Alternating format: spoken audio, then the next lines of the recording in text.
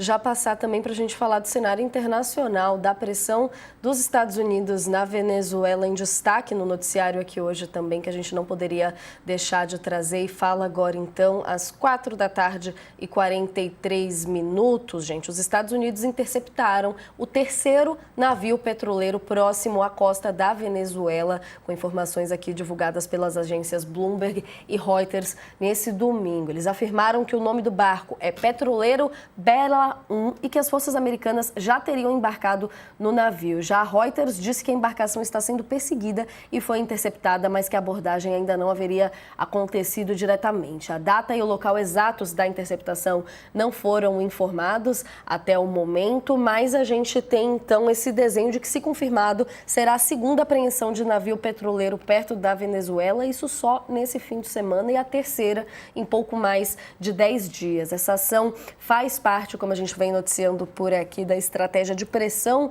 do governo Trump contra o regime venezuelano de Nicolás Maduro. De acordo com as agências, trata-se de um navio petroleiro que usava a bandeira do Panamá e estava a caminho da Venezuela para ser carregado. Um oficial do governo dos Estados Unidos disse a Reuters que o petroleiro está sob sanções e que navega com bandeira falsa, além de acrescentar que interceptações podem assumir diferentes formas, além da entrada de tropas na embarcação, como navegar ou voar próximo. Estamos vendo imagens do segundo navio petroleiro, esse então agora o terceiro.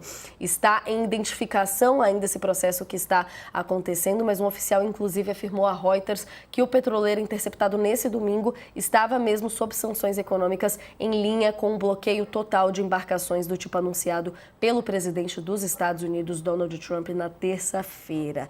A embarcação apreendida no sábado, que a gente está vendo agora nas imagens, não constava na lista de sanção dos Estados Unidos. Minutos depois da nova interceptação ser revelada pelas agências de notícia e a gente trazer por aqui, o presidente da Venezuela, Nicolás Maduro, falou sobre o assunto e disse que a Venezuela enfrenta uma campanha de agressão, de terrorismo psicológico e corsários que assaltaram petroleiros. Não está claro se a fala é uma resposta direta à ação, mas faz uma menção clara, inclusive com explicações dele dizendo, abre aspas, a Venezuela vem denunciando, enfrentando e derrotando há 25 semanas uma campanha de agressão que vai desde o terrorismo psicológico até corsários que assaltaram os petroleiros. Estamos preparados para acelerar a marcha profunda no sentido de revolução contra isso. É o que Maduro vem falando nas redes sociais sobre o assunto. O governo Trump não se manifestou sobre a nova interceptação até o momento, mas a gente coloca aqui então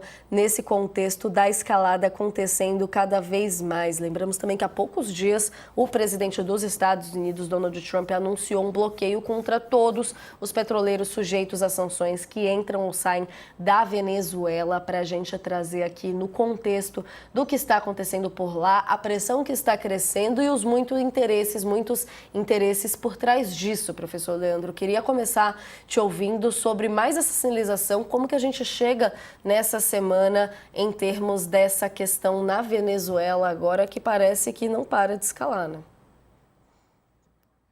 Natália, exatamente. A escalada é bastante preocupante porque nós somos um subcontinente aqui pacífico, estável, né? O Brasil proverbialmente não entra em conflito aí com seus vizinhos há muitos e muitos anos aí, e os demais também aí, no que pese algumas querelas aí mais localizadas aí, não tem histórico de agressões bastante pronunciadas. E aí a gente assiste a esse tipo de coisa com bastante preocupação, porque está na nossa vizinhança, porque é uma agressão de uma potência estrangeira sobre outro país, sobre a soberania de outro país, né? E porque, de alguma forma, isso significa aí que os Estados Unidos voltam a arrogar-se aí o direito de intervir em países latino-americanos, como já fizeram no passado. Agora, é importante também a gente matizar um pouquinho das declarações que a gente tem ouvido aí do próprio presidente brasileiro com relação a isso. No que pese ele está bastante correto com os sinais que ele dá, a gente precisa tomar cuidado um pouquinho com aquela questão da coerência, né? Então, quando o presidente Lula afirma, por exemplo, que essa intervenção é uma intervenção incorreta porque a viola a soberania dos países, ele está completamente com a razão, que ele não pode tratar isso dessa forma e fechar os olhos para o que a Rússia fez com a Ucrânia, ali onde ele adota um pouquinho de dois pesos e duas medidas, né? Outra coisa que o presidente Lula também faz, ele diz uma intervenção na Venezuela seria uma catástrofe humanitária, mas ele esquece também de mencionar que a ditadura de Nicolás Maduro dentro da Venezuela também é uma catástrofe humanitária de grandes proporções. Então, a gente precisa sim rejeitar qualquer ingerência sobre a soberania venezuelana, a gente precisa tomar muito cuidado com a estabilidade do nosso entorno, mas a gente também tem que tomar muito cuidado com a coerência dentro daquilo que a gente, de alguma forma, mantém. Acho que uma sinalização que a gente viu bastante importante de alguns países membros do Mercosul foi uma carta pedindo a restauração das instituições democráticas dentro da Venezuela. Isso certamente ajudaria muito a arrefecer certos ânimos aí, e o Brasil fingiu que não viu essa carta e decidiu não assiná-la. Acho que esse é um mau sinal para quem tem uma posição de liderança dentro da América do Sul, dentro da América Latina. Então, acho que a gente precisa também, olhando para cá, para o nosso país, fazer valer a nossa liderança dentro do subcontinente e afirmar, sim, que os Estados Unidos não devem ter ingerência sobre países aqui, mas também construir alternativas importantes, sobretudo pensando na democracia aqui entre os países da América Latina.